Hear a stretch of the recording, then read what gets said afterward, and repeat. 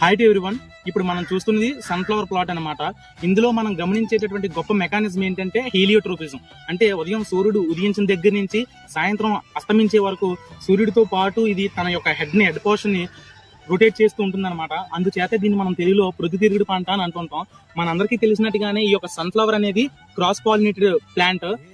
ఇందులో మనం పాలినేషన్ జరపడానికి రైతులు అందరూ ఏం చేస్తుంటారంటే ఈ హెడ్ పోర్షన్ లోని మస్లింగ్ క్లాత్ ని మన చేతికి తొడుక్కొని హెడ్ పోర్షన్ లో ఈ యొక్క ఫ్లవర్ యొక్క హెడ్ పోర్షన్ లో రబ్ చేసి అదే క్లాత్ ని మళ్ళీ వేరొక ప్లాంట్ ని రబ్ చేయడం ద్వారా మనం ఇందులో పాలినేషన్ ని ఇంప్రూవ్ చేయొచ్చు అనమాట.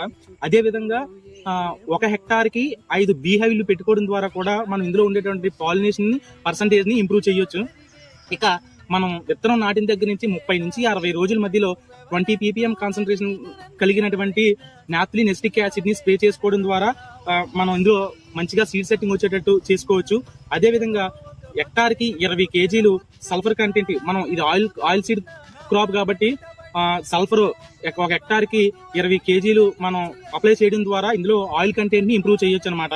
అదే విధంగా ఇది మాయిశ్చర్ ఇండికేషన్ ప్లాంట్. అంటే నేలలో ఎప్పుడైతే నీటి శాతం తగ్గిందో వెంటనే దానికి ఇది రెస్పాండ్ అవుతుంది అనమాట. తద్వారా మనం వెంటనే ఇరిగేషన్ ఇచ్చుకోవడం జరుగుతుంది. మన భారతదేశంలో అయితే ఈ ప్రస్తుతం ఈ యొక్క సన్ఫ్లవర్ క్రాప్ యొక్క ప్రొడక్షన్ అయితే చాలా తక్కువలో ఉందన్నమాట.